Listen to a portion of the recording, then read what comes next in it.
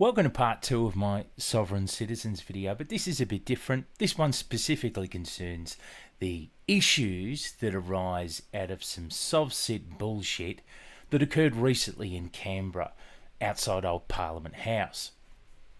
There is a certain clash of two very different sovereignty concepts that arise out of that clash, and we're going to have a look at the difference. I am not spelling out basic Sov-Cit rhetoric in great detail in this video because I already did that in part 1. So if you haven't seen part 1 yet, get out of my face and go watch it right now. A quick reflection on the content of this video before I begin. So I reckon the best elements of the non-Indigenous settler left in Australia have picked up a pretty decent trait. And that is not wanting to speak ahead of or instead of Indigenous voices on really important Indigenous matters. Well, some of us anyway. It isn't an accident that this trait has developed. It's had to be taught to us by Indigenous comrades with far better shit to do over decades of drama in the activist space. I think this drama is only symptomatic of a white supremacist umbrella culture at hand anyway. So you're inevitably going to get it in any space or subculture under that umbrella, no matter how progressive you think the space is. But the point is that you can't really aid in effective Indigenous rights action as a settler with a big old white saviour complex. And I think the best of the left here is aware of that. And I say all this to acknowledge that I felt a certain discomfort over introducing a video which might look like it was me about to lecture like a fucking expert on genuine Indigenous sovereignty. I didn't like the idea that my Indigenous comrades would think I was trying to do that in their stead. So actually in the latter parts of the video, I've tried to elevate, Indigenous voices on the subject of real sovereignty, and specifically a couple of Indigenous voices that I think are aware of what's going on with these Sov-Cits. So it's not just me fucking lecturing everyone else on their own liberation.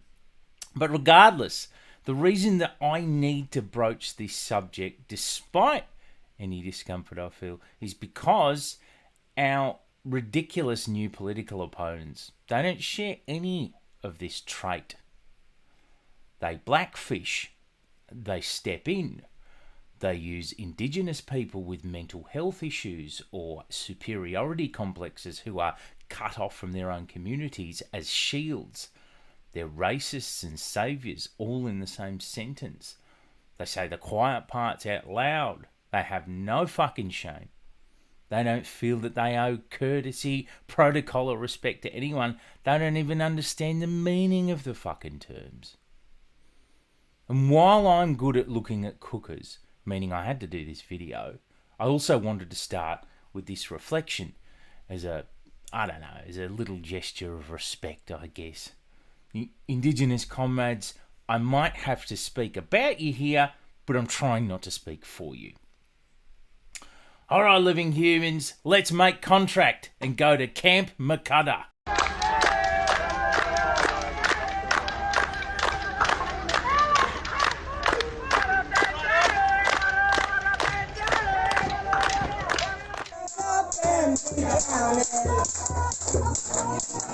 What happened in Canberra recently? Well, a group of sovereign citizens, anti-vaxxers and conspiracists descended on Old Parliament House in around December. They were led by, a coalition really, but mostly led visibly, it seems, by this guy, Bruce Shillingsworth. We're all on a journey, and I believe we will reach our destination. I can see the destination. That destination is a better world, a much safer and peaceful world for all of us. There's a ripple at a start.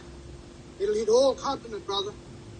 We're going to shake the foundation of the government in our country and across the world. That's the storm that's coming. Mark it. Mark it off. Mark it off. Bruce, as you can see, is pilled to the gills. The idea of this coalition was to overthrow the Australian government and in its stead found an Indigenous-led original sovereigns nation. Not Aboriginal, original. Aboriginal is a bad word. We'll get to that later. So they went there and they camped out adjacent to the tent embassy. But the tent embassy is real. It's not a made-up thing. The tent embassy is not about Sovsit pseudo-legal power fantasies and anti-vax rhetoric. It was approaching its 50th anniversary, in fact. So naturally, no one there had the time or the energy to be parasitised by conspiracist Sovsit power fantasies. So they didn't exactly roll out the red carpet for these original sovereigns who'd arrived. And that led to disputes. You will be dealt with. We don't got to engage with you. If you say it to the wrong person, you know what's going to happen. That's right. That's Bruce Shillingsworth threatening women at the tent embassy. Very nice. Now, here's his son, Buddy Shillingsworth. Bruce is also Cook's son, yelling at the Parliament gates. Soldiers of the Commonwealth are obliged to show us your evidence, your deeds and titles, your jurisdiction here. The Australian Federal Police is a corporation. I'm going to put this eviction notice here now to let you mob know that you have been evicted. I've been speaking to Rob Sudy behind the definitive Aussie Sovsit blog, Freeman Delusion, about all these contracts and notices and what it is that they all mean. They've sent notices in, which is one of the main original sovereign tribal federation things. They actually took that from the Freeman on the land movement. It's called a notice of intent and claim of right, where they serve these notices, give time to rebut, and if it's not rebutted, then that's a contract, and now whatever's in that document becomes law. That's been rejected by the courts, heaps of cases in Australia and everywhere else, that silence does not imply agreement. So just to reiterate what Rob said, if you send a letter to someone and you say, if you don't respond to me within 14 days, you owe me $180 trillion and I get to own your building, and they don't reply to you, that doesn't legally mean that you then are owed $180 trillion and a building. Trust me, if it were otherwise, then I wouldn't be making this video. I'd be off sending notices of my own, mate. Speaking of $180 trillion, where that comes from is, well, Bruce Shillingsworth has a tendency to charge rather exorbitant fees to anyone that oversteps whatever boundaries he's arbitrarily set for them. $100 trillion you're going to be up for. $100 trillion, remember, and that's in gold bullion that you need to pay me. All of you be paying me $1 trillion. There's $100 trillion coming into my bank account. And apologies. Every single person here is going to pay that. $180 trillion. All right, thank you for that. Well, due to this tendency, Bruce has acquired the disparaging nickname Bruce Trillionsworth, and there's a number of pretty entertaining memes out there about his exorbitant fee schedule. Always was, always will be. Always was, always will be. Always was, always will be. Always was, always will be. Please note the chant there. Always was, always will be, original sovereign land. Obviously you'll know something's amiss here. Clearly it's taking the ye old classic always was, always will be Aboriginal land chant and turning it into something else. The original sovereigns is the name of the new de jure government these Sovsits want to set up in Old Parliament House once they take it. But note again how it deliberately avoids the use of the word Aboriginal. I've been speaking to Cam Smith about Sovsits. Cam's been following them and uploading their best antics to Twitter all through the pandemic. I think it's really telling when you see them chanting, always was, always will be original sovereign land. One thing I've noticed is that there are a whole bunch of people that are involved in that particular movement who I don't think believe that Indigenous people are the original sovereigns of Australia. There's all sorts of conspiracy theories about pre-Indigenous civilizations, and the white people who are up there in Canberra, a lot of them subscribe to them. So when I think they see these Indigenous people as a way to maybe push things a little bit further than they could themselves, because they have this idea that Indigenous people are a protected species. So taking down the government with Sovset tricks was really the primary intention of this camp, which came to be called Camp Makada. That's Bruce Shillingsworth's invention. He said that in language, Makada apparently means storm coming. Little reference to dated QAnon rhetoric there. See? You can be cooked in any language you like. That's the storm that's coming. Mark it. Mark it up. Mark it up. But that's not all that was going on down at Camp Makada.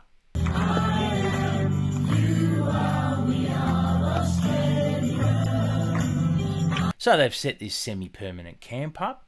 Great. What else can you get up to there apart from serve made-up notices to a fence? Well, you could go to school for one. Sovset school. If a police officer pulls you over and says, "Can you show me your license?" you say, "Am I a living woman or man?" Okay? And the police officer's going to go, "Show me your license." You go, "Am I a living woman?" Okay? And if you ask 3 times, then and they haven't given you an answer and they've stayed silent, they've actually implied consent to your question. Okay? So them consenting that yes, you are a living woman takes you out of their jurisdiction. Yeah, and then you get the fine anyway. If you don't deal with that, you go to court anyway. And if you don't deal with that, you might end up going to jail anyway. But at least you felt like you were right about everything. And so what we're doing when we step into sovereignty is claiming our territory, our land. White wellness hippies all over the land coming in their pants at the thought of a conspiracy that lets them somehow claim Indigenous lands as their own. Okay, so parents is pair that rents. Okay? Because that's the child is the entity. Oh, it's really making me think. Oh, it's really fucking deep, bro. So like Uncle Bruce is now, he is Bruce of Clan Shillingsworth. Thanks. Right? Okay? Instead of a all caps name. Because that would be Bruce Shillingsworth, all caps, right? So it's a difference. I'll tell you what I reckon the difference is. This is neo-spiritual white hippie racists who need to swallow Indigenous spirituality with a teaspoon of sugar, i.e. Game of Thrones style European medieval spirituality shtick, just to reconcile their veneration of magical black people with their own deep entrenched white supremacy. So let's turn the old black man into an ancient European clan leader. But it's not something we do just to be like, I'm sovereign, you can't touch me, I'm going to do whatever I want and break the law, and, you know. It's the most honest and insightful thing she said about Sovsets in her whole class, but just the other way around, you know? So we're coming back into this beautiful place because we're moving into the age of Aquarius. Right? Okay? Fuck off, you insufferable white hippie dogs. You're moving into hell is where you're going. Hell, where you're going to burn forever. Another thing happening at the camp is, of course, the racial purification and laundering of white neo-spiritual hippie cunts. Because what do my neo-spiritual white brothers and sisters want more than anything? That's right. We want to be given the permission to race shift. This makes it all worth it for these hippies, I guarantee you. If they get to pretend to be Aboriginal, then it'll all have been worth their time. They'd take over every government in the fucking world for the chance to go all Kevin Costner and Dances with Wolves on Indigenous people, mate. Trust me. Here's one cooker telling coppers to go away because she's doing sacred ceremony. We have children doing a sacred ceremony. Are you happy with Get doing off that? our land. I know some of you guys have a heart. You will not come near these children. You have can't no be here. jurisdiction. Get off our land. Get off our We're ground. doing ceremony here. Yeah? Get off. We have children doing a sacred ceremony. Get off our property. Go. Another thing you can do at Camp Muckata is just chase away random people like council gardeners. Yeah, we're telling you to get off. This is sovereign land. This is a complete different jurisdiction to anything that's Australian. No, he's got to leave, mate. What are you? He's going to poison us? No, this is what's happening. It's poisoning us. Yeah, please go. Okay, that's all we want. Have a break. It's all good. This same white idiot is running around telling everyone to buzz off for like magical Aboriginal reasons that he's just making up in his head. And he said something here that's the most incredible. It's really cards on the table, quiet part out loud type soft-set spiritual bullshit. Listen to this. You're dealing with magic people here. You're dealing with magic people here. You guys have no idea. Another thing you could do at the camp was get an official document to change your nationhood. Here's a guy called Zelenak, laminating some very official documents. Zelenak's a big diplomat now. Hello, Narikina. How are we? So what we're doing here today is we're working with the Gumbaynggirr Sovereign Tribal Government. I'm also a member of the Djab Sovereign Tribal Government. We're creating some dialogue. We're also creating some certificates. Okay, pause. We need to have a chat about this guy and about his paperwork. Some of you will already know him for his fight, alongside many others, to save a sacred plot of birthing trees out Djab Way, which Vic roads were planning to bulldoze to make way for a highway. And you know, that fight was just one face of the unending battle all across Australia at any given time to assert genuine Indigenous land rights and custodianship, you know, across the continent. But Zelenak himself, though he willingly allowed himself to be crafted into a figurehead for that fight, was kind of a bit susceptible to being whipped up in the bright, sparkly, and ultimately fucking ridiculous lights of the anti-lockdown / anti-vax movement. And indeed he was, and by November 2021, he was in fact speaking at those rallies.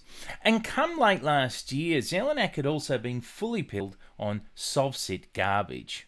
I was specifically there to do the business on behalf of the Djab Sovereign Tribal Government. That's why we had our flags up.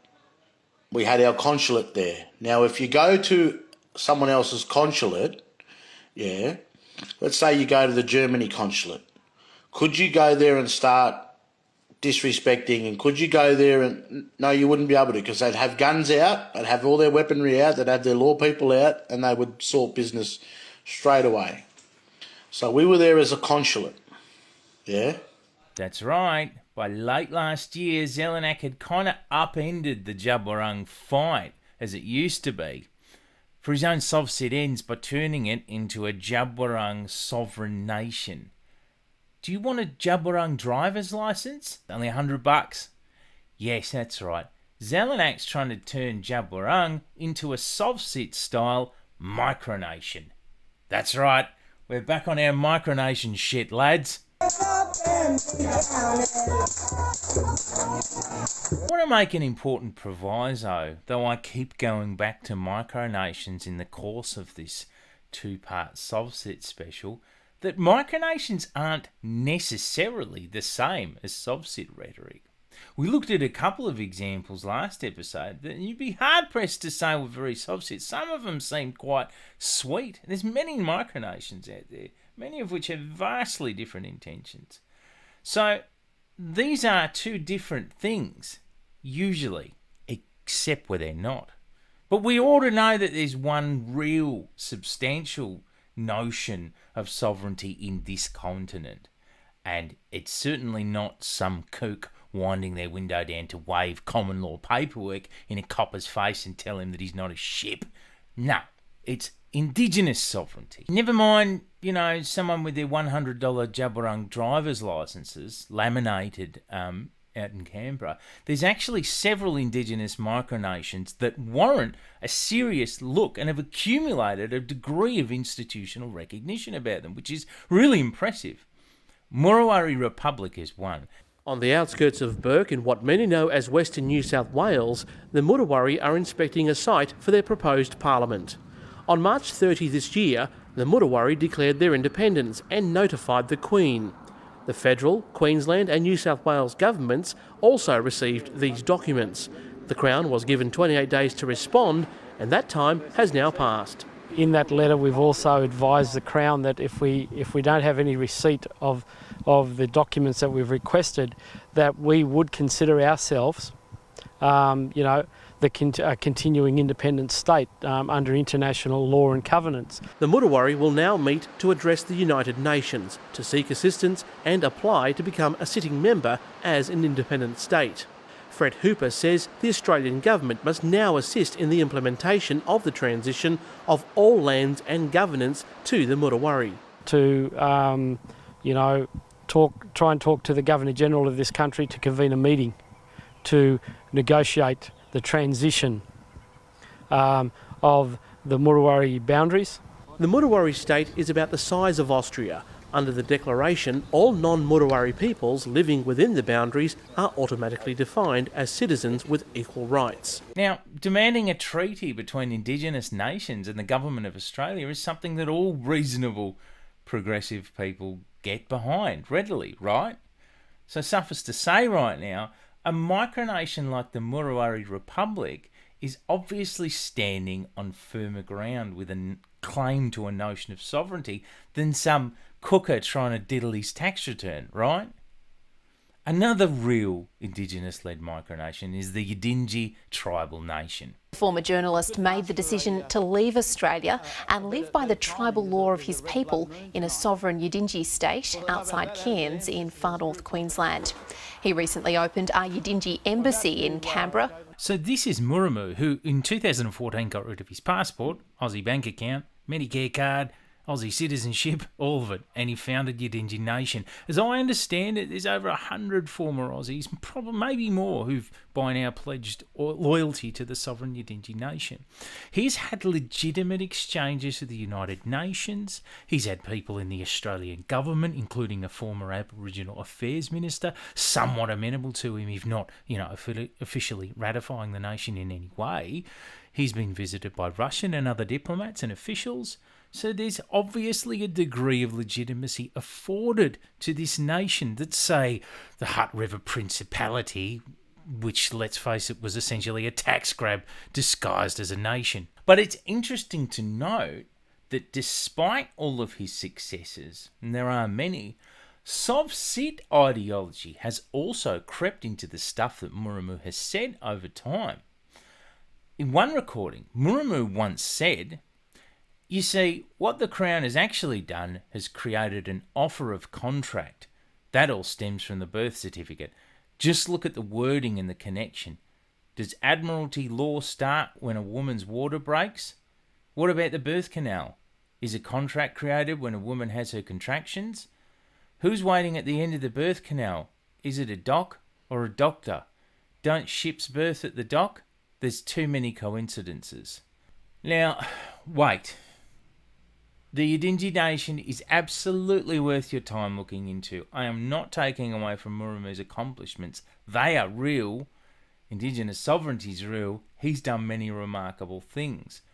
But step back for a moment.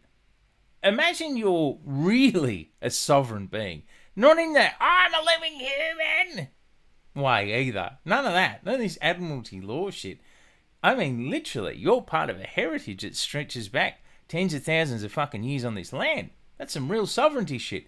And then you've seceded from the Commonwealth and you actually somehow, despite all the odds, enjoy a degree of institutional recognition, or at least amenability, for your efforts. That's amazing. So, after all that, where the fuck is Muramu? A stellar success by any measure that hardly any other micronation could ever hope to match up to, getting this talk about Admiralty law and shit from.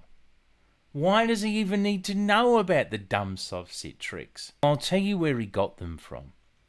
He got them from his mate, Mark Mcmurtry. And the reason he talks about that rubbish, despite his successes, is because Mark Mcmurtry convinced him at some point that that bullshit is a legitimate part of his fight for sovereignty. And whenever this talk crops up adjacent to matters of actual Indigenous sovereignty, it never seems that the influence of Mark Mcmurtry is far away. He runs a group called the Original Sovereign Tribal Federation. It's kind of the original alpha strain of a lot of what happened at Canberra. Let's take a look at them and their history.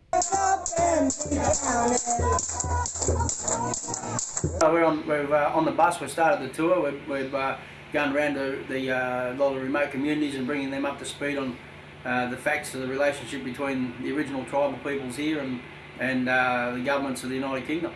We're effectively sick of being told by the government who and what we are. We're not Aboriginal, we are original. The British that came here are the Aboriginals. Mcmurtry used to be a panel beater, and then he found himself trying to sue AUSSIE, the Aboriginal and Torres Strait Islander Commission, for $33 million after he lost a business grant worth $35,000, which, you know, is pretty proto-Sovsit stuff in hindsight. By 2008, he was giving common law seminars online, and that, of course, is where any good Sovsit career begins in earnest. Rob Sudy of the Freeman Delusion blog has had years of direct experience and run-ins with the OSTF. They started around 2012, 2013. Mark Mcmurtry and Walker and a few others got together and served these documents on Parliament House. They actually just threw them on the floor in the middle of the sitting there, they were looked at by the Parliament and the media at the time as just some protesters that just stormed into Parliament House. There wasn't much thought of it. They picked up their papers. I don't know. They probably put them in the bin. And they claimed it was a declaration of sovereignty over the lands of Australia that the British had to rebut these things within a certain amount of time, and if they didn't, then it would go into a contract. And that's basically what happened. They didn't respond, so that's assumed automatically as acquiescence, and they can't respond, and so this is now a contract. So this is why you have people like Ditch Wilson and Shillingsworth using these sorts of strategies, because of that original sovereign tribal federation. Mark developed a relationship with one David Wynne Miller, who is, like spectacularly cooked, actually, like globally cooked, even by Sovsit standards. He calls himself the King of Hawaii, which is cool. Mark Mcmurtry spent a lot of time with David Wynne Miller back in 2013, around that time, and took on a lot of his ideas to create the movement for the original sovereign tribal federation. He considers himself plenipotentiary judge or something or other. He has this language, quantum language. Quantum grammar's basically just like fucking gobbledygook, which he reckons gets you out of fucking what else? Court cases. My name is Federal Postal Judge David-Wynne Miller. I punctuate my name with a : because it creates a prepositional phrase. I use a hyphen to make my David Wynne a compound fact, and then I follow that with a : to identify my surname, which is Miller. So it's for the David Wynne of the Miller family, because colons are prepositional phrases to express a fact. You also use it in your digital time, your colons. You only remember one thing from this two-part series. I bet it's going to be the whole world of kooks I've exposed you to. So through his mentorship, it follows that Mark's brand of Sovsittery consequently became very labyrinthine and language obsessed. One still surviving brainworm he really gave life to was the idea he had where the word Aboriginal actually means not original. In English, right, so we see they split words up, right? So when they call us Aboriginal, they're saying that we are not the original. When they call us native, they're saying we're flora and fauna, because that's what the word native actually means. When they say that we're indigenous, they're saying that we are of no race, is what indigenous means. I-N, no, D-E, of, and genus race. We're of no race. And basically all that's absolute rubbish. That's a misunderstanding of the Latin origins of those phrases. But, yeah, I mean, these are still surviving OSTF brainworms. There was a time in the early 2010s where Mark actually enjoyed a proximity to real Indigenous land rights action. He even enjoyed a position at one point as spokesperson for the Tent Embassy at around the 40th anniversary. Mark Mcmurtry is a spokesman for the Tent Embassy and he joins us now from Canberra. Mark, can I ask you, do you think the actions by those involved yesterday, were they appropriate? Are you talking about the police or the protesters? I'm talking about the protesters. But after a little while, a founder of the Tent Embassy, Michael Anderson, realised this bloke was basically bullshitting any Indigenous kid who paid attention to him on the dangerous subject of coppers and the justice system, no less. He eventually distanced himself and the embassy from Mcmurtry, and he said that Mcmurtry attempted to use the 40th celebration of the embassy as a means to legitimise him and the OSTF, and that he had been going around the country giving Aboriginal people his rebuttal to charges. But then when the court rejects them, Mcmurtry is not around to advise how next to act. They do try to influence different elders from different peoples around Australia, and most of them actually, thankfully, they've woken up to his games. And back when I first started looking at arguing about these concepts with Mark, I've had a lot of conversations with him over the years, and a lot of people of his followers were today they're dead against him. There's actually quite a movement against the original Sovereign Tribal Federation now, and amongst the Indigenous people that were once, avid, supporters of it. After realising, that he's a scammer. Now, I think we've seen some of the best mainstream media coverage of exactly what went down at Canberra come from Jack Latimore, who's a Guri writer and journalist and an Indigenous affairs journo at the moment for The Age. I spoke to Jack about the OSTF. I was already familiar with what was the original Sovereign Tribal Federation and their Freeman on the land ideology. Yep. And this was the latest iteration of it, the original Sovereigns, which is basically a front for the coalition that organised or coordinated that camp that's attempting to hijack the Aboriginal Tent Embassy. The most notable OSTF member contributing to what happened in Canberra visibly is David Cole, or Lernpa. David Cole is a sov-sit and an anti-vaxxer conspiracist to the core. David Cole, who is basically 2IC to Mark Mcmurtry for the OSTF, yep. Was involved in a lot of this planning that goes back to October last year.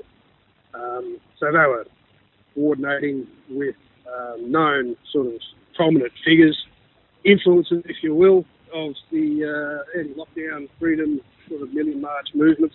Remember in part one we talked about King of England, kind of Game of Thrones shit that we went into? It's been quite adjacent to soft-sit stuff. Well, here's David Cole taking a bit of a Game of Thrones King of England tack by handing a magical sword to his grandfather.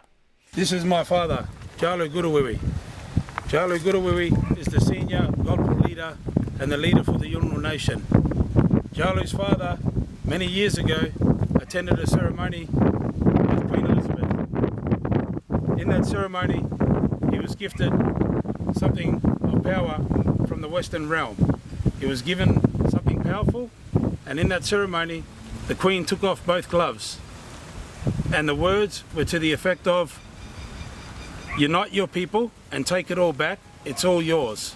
They've always known it belongs to us. They've always known that it would return to us. Well, today, the sovereigns have returned and the sovereigns are taking it back. I want to present to the world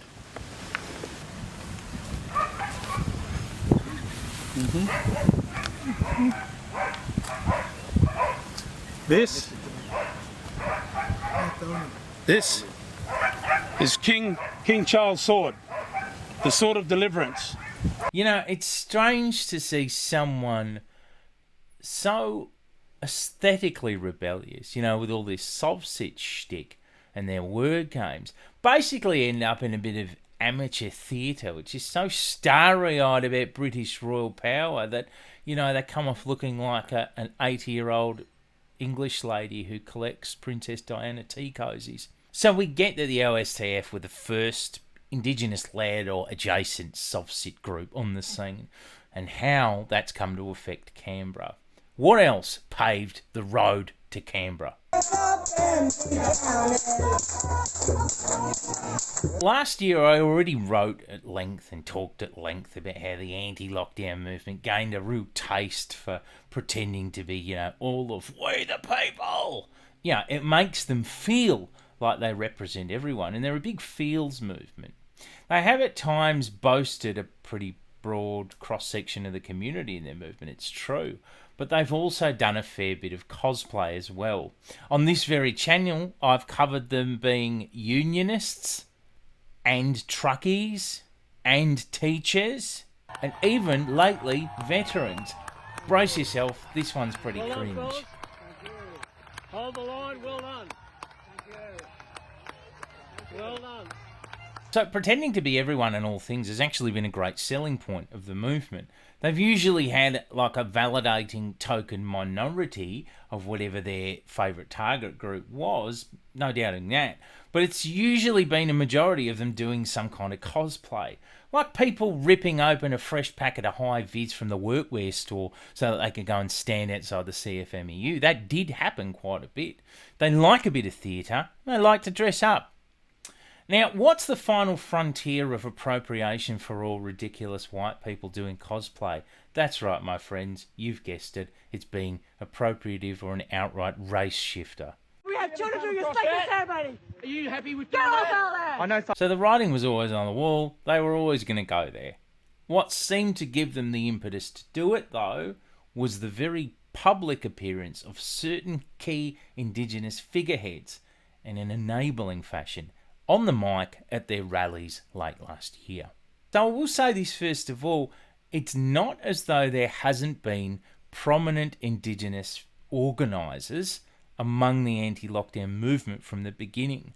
The Bales family were present, organising and speaking, holding little smoking ceremonies to open them up at conspiracist rallies in Brisbane from the beginning of the movement. But it does seem like Brisbane gets ignored a little bit in that respect, and I think the big influences only spring into action when they see big developments in Melbourne and Sydney. And I saw a big shift in that respect around November. For one, there were the contributions of old mate Zelenak, who, as I said earlier, began around then to speak at anti-lockdown rallies. I know that he was asked by his own community to stop, but he didn't listen and he kept going. Big official laminating diplomat and knows what's best, of course. He even wound up in an Avi Yemeni video. Campaign against racism and fascism are rallying against this group, are rallying against you. They're calling you a fascist, far right-wing extremist. What would you say to them? I say, why don't you just stop all the segregation, come together for the common purpose, so that we can actually heal this country and heal ourselves as people, so we can heal each other, so we can walk to a brighter day for once and for all. Yeah, Chief, talk to me about how coming together to heal is important and how we should stop the segregation while you give an interview to the one guy hugely responsible for undermining popular attitudes towards Invasion Day rallies. Nice one. Zelenak wasn't alone, though. Other figureheads began to very visibly shift into the position of organisers and speakers at around this time, such as Bruce Shillingsworth, who only a couple of months before was pro-vax, and Uncle Max Harrison up in Sydney.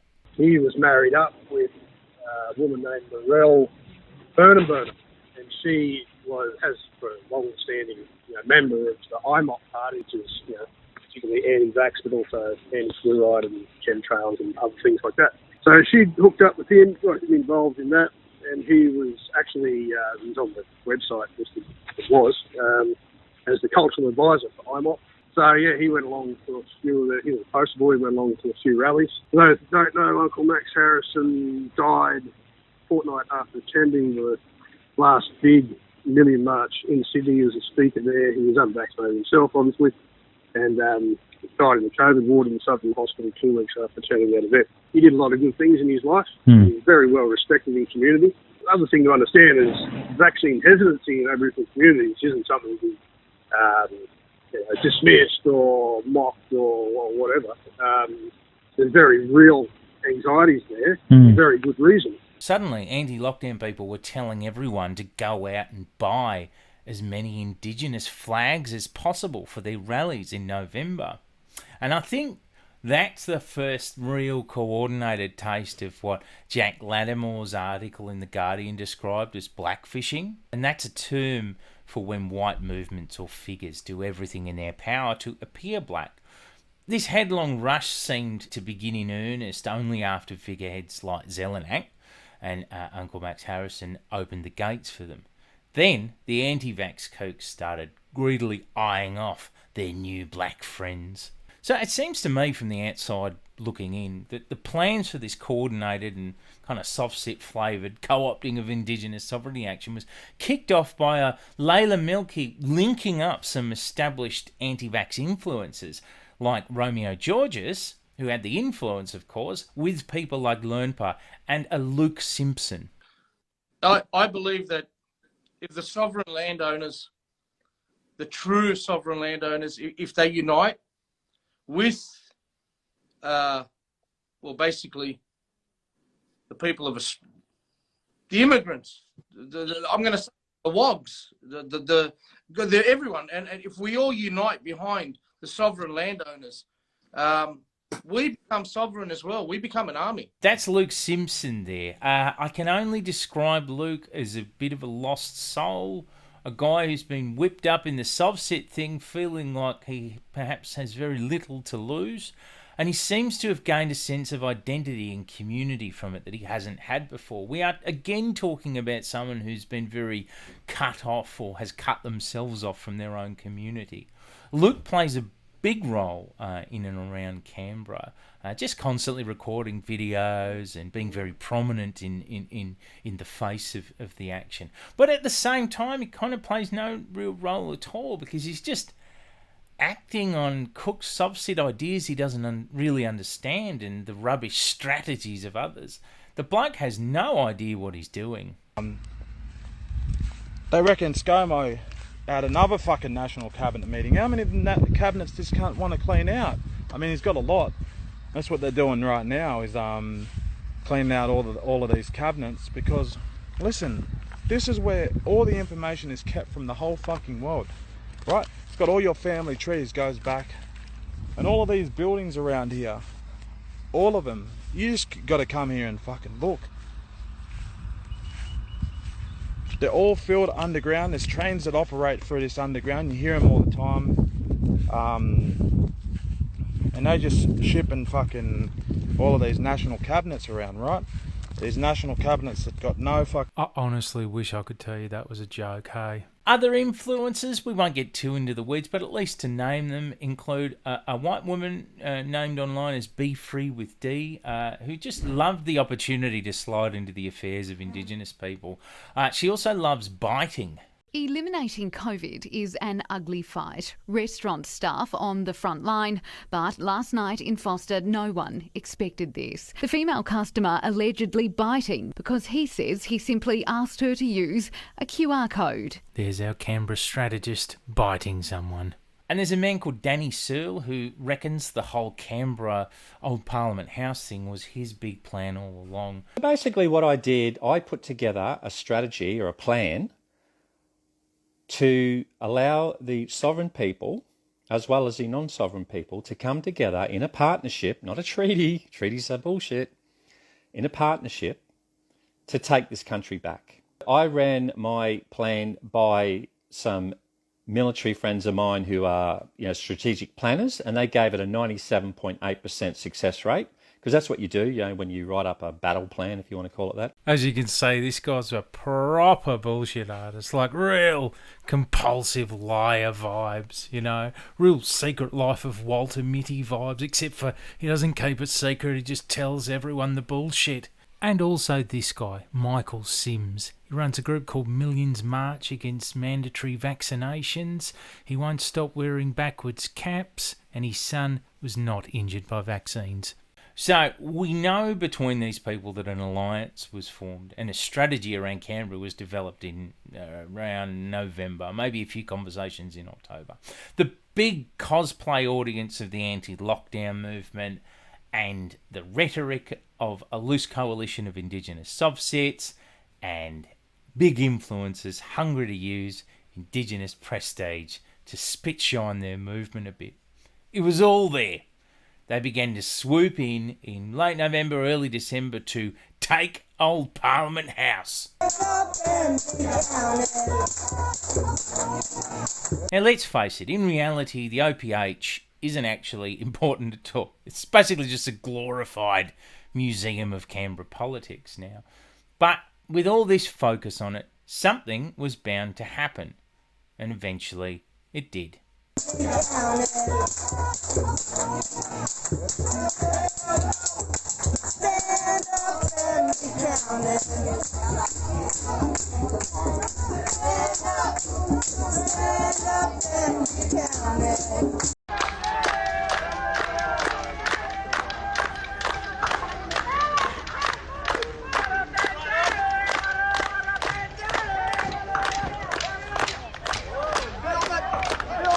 So this was a bit silly, wasn't it?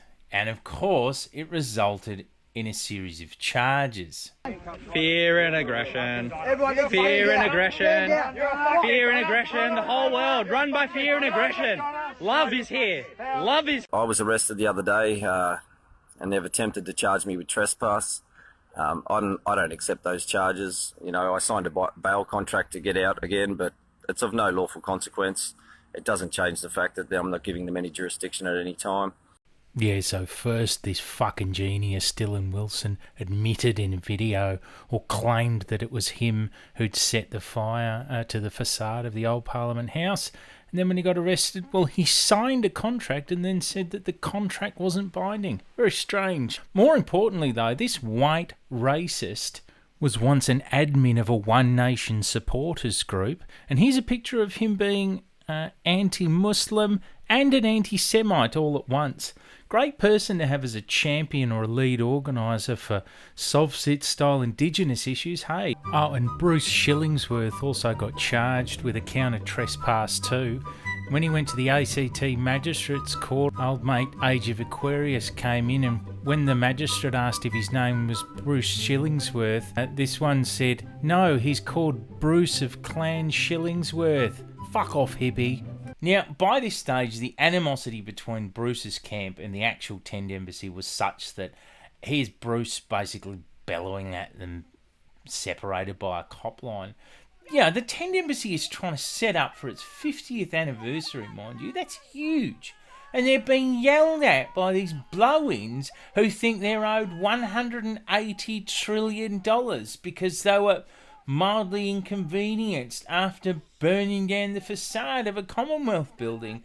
You know, it's not an edifying way to celebrate your 50th. And also, I think Bruce and his pals probably just subconsciously got the feeling that they'd fucked up. You know, they hadn't done anything they said they'd do, of course. And maybe they just wanted to blame their inadequacies on the Tent Embassy. But nevertheless, eventually, spurred on by all this conflict, and of course by the facade burning, the cops came in to boot out Camp Mcmurtry, or at least to dismantle the big old camp they had set up. Do you know, it's really interesting to consider, I think, that 10 years ago, Mark Mcmurtry was, as we established, parasitising the Tent Embassy cause for his own cooked Sovsit ends, at the expense, ultimately, of any young Indigenous kid unfortunate enough to listen to what his pseudo-legal advisors were telling him. And now, 10 years on, it's like the children of Mark Mcmurtry's cooked ideas have come along to wreak their revenge and cause even more havoc. We also feel that there were a number of people there who weren't necessarily Aboriginal people that were down here for the celebrations and incited a lot of the Aboriginal people down here. What then is the difference between this ridiculous soft-sit legacy of people like Mark Mcmurtry and actual Indigenous sovereignty? Why don't we try and be really fucking clear? It's pretty unfortunate, isn't it, that the word sovereignty happens to depict both a centuries-long struggle to assert genuine Indigenous land rights and, custodianship, and some really ridiculous conspiracist soft-sit word games. But since that's what's happened, since we do find ourselves in that situation, I guess we need to be extremely clear that these two are not the same. What I can speak for is that there's the conspiracist soft-sit sovereignty. We got that in part 1. Rooted in tax disputes, diffused white supremacist paranoia about Jewish bankers, conspiracies about getting out of jail and dodging fines and rates, straw men, bullshit fee schedules, being owed $180 trillion, entitlement, dodging rape charges, hiding from child protection, not having to go to jail, getting to put a little crown on your head, getting to laminate a little driver's license you cooked up like a big diplomat, word games, conspiracy theories, shit like that. Maybe they feel good, these conspiracy theories, but they get you fucking nowhere in the real world. And then there's Indigenous sovereignty action. That's been a going concern since long before any sovereign citizen scam and ideology ever existed. And it will be a going concern long after all that bullshit is gone. Jack Latimore explains the difference between the two sovereignties. Aboriginal people, through the Aboriginal rights, sort of know this intuitively, but to articulate it is another step. Not everyone can do that. Aboriginal people have a birthright of sovereignty in this land. But the sovereignty itself is relational.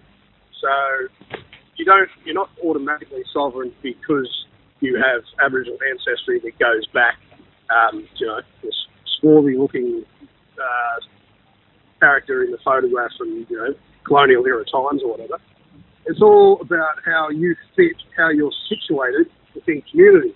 So people that can recognise you from other tribes or bands or nations, they know who you are in relation to, your kinfolk, how you intersect or interconnect with those nations if they're nearby or neighbouring.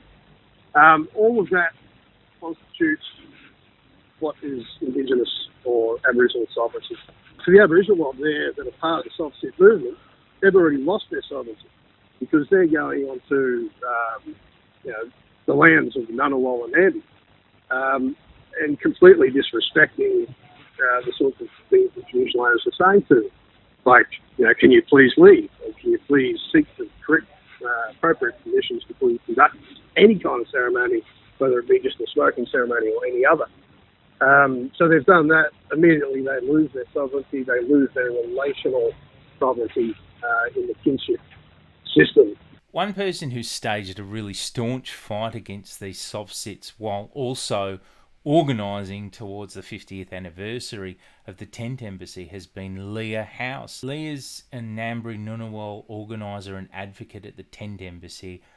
So we're talking a local of not only the embassy but also the lands that these soft-sits have been gate-crashing. She was unfortunately thrust into this battle with these fuckheads. I did try to speak to her for this video, but as you can imagine, she was a little taken up with organising while battling fuckheads.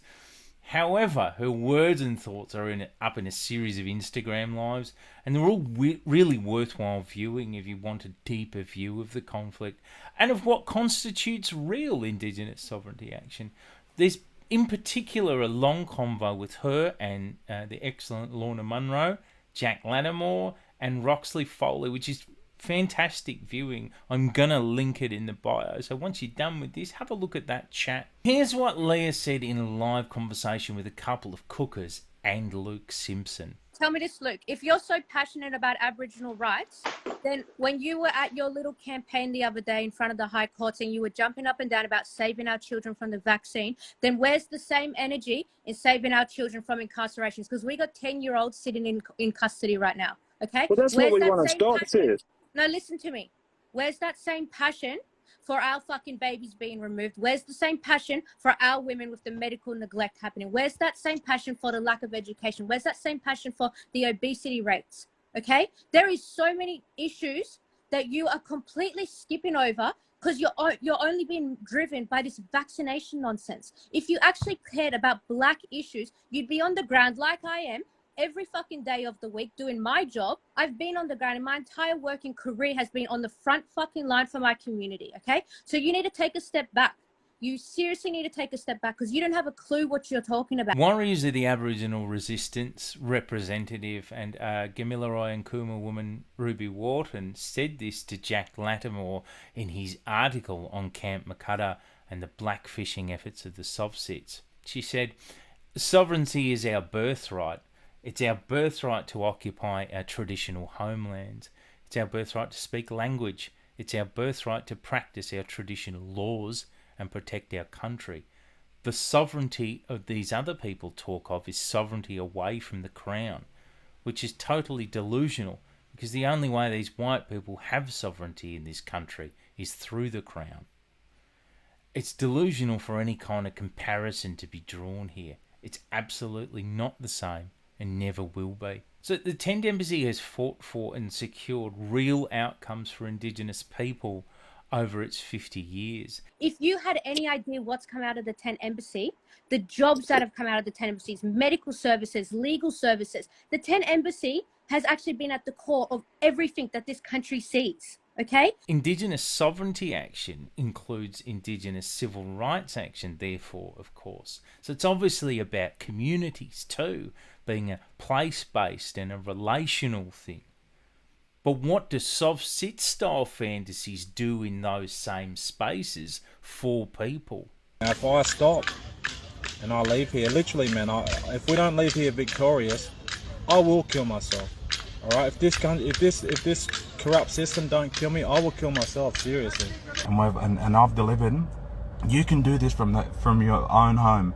All right, everyone just start applying for loans. Yes, it's going to affect you. It's going to come up on your credit file. But guess what? When we get in control, we remove all of that. If we got to push to the point where we push people over to get shit done, well then so be it. All right, I speak to these officers all the time when I'm standing in front of them. I can't just hurry up and get your gun out and shoot the fucking gun. All right, shoot me because then that ends all your contracts. That ends all of this bullshit, and I will take that fucking bullet if they had to do it, right? If I don't stand up, if I don't do anything, my son's not going to live. Right, no more sugarcoating any of this bullshit. Seems like a bit of a death wish, doesn't it? See, I think what they do is they tool Indigenous people up to face down cops with tools that don't fucking work. You're already driving, mate. Get out of the car. He's not driving, he's stationary. He's stationary. He's travelling. He's travelling. He's travelling. He's travelling. Any sovereign man's allowed to travel, and we all know that. We're all on ground. Step back, please. Step back. Talking to every one of them. Yeah, I know. Which one's in front of the car? They encourage Indigenous people to clash with the justice system in a nation that kills Indigenous people who clash with the justice system. They get Indigenous people investing all their hopes and dreams in dumb pipe dreams, racking up debt, considering dying at the hands of the police. For what? For nothing. And yeah, marginalised communities do have every reason to doubt the justice system, to be wary of its motives and to want to fight back against it. It's very hard to do, actually. But you know what? Real activist movements would want to empower those marginalised communities to do it, to give them the tools. But nobody who encourages further futile Indigenous institutionalisation in the justice system can seriously say that they're for Indigenous rights. No, they're not. What they stand for is selling dangerous conspiracist pipe dreams to confused Indigenous people. And for that, fuck the lot of them.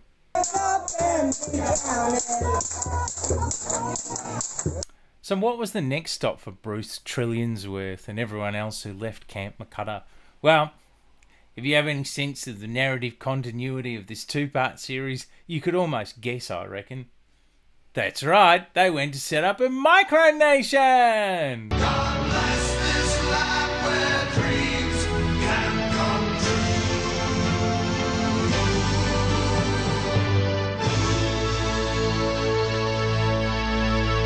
That's the idea anyway. We'll see how that one pans out. The end conclusion for all sovsits, isn't it, really? And I thought it was an interesting thing to introduce from part one because it gets you thinking about placehood and, you know, who really owns a land and what, you know, what custodianship of a land is really about. But it's so interesting to see these two different conclusions of the micronation project.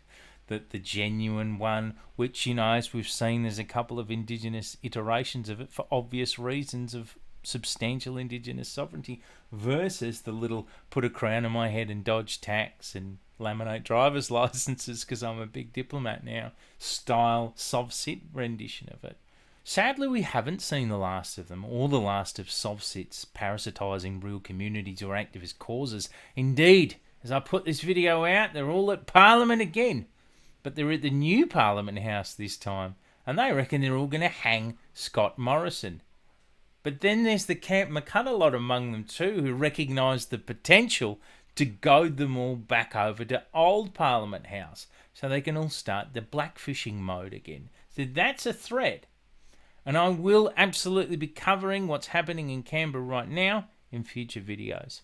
Hey, thank you to everyone who helped with this video, researchers who contributed videos or their thoughts, legends like Leah House and Lorna Munro and their fight against these people out at the coalface of it. You're all absolute legends. If you want to support genuine Indigenous civil rights and therefore sovereignty action, and if you've enjoyed my video, please consider sending a donation to the Darjua Foundation. They help coordinate and pay for the ongoing fight by Aboriginal and Torres Strait Islander families whose loved ones have died in police custody. So that means flying them around for court hearings or for activist or media opportunities, funerals, whatever's needed. That is a noble fight, and coordinated, they stand a better chance of gaining some real outcomes from this terrible justice system that kills too many Indigenous people that it's supposed to be caring for in the watch house and the like.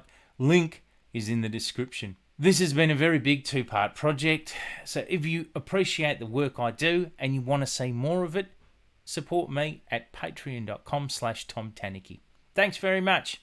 God bless this life where dreams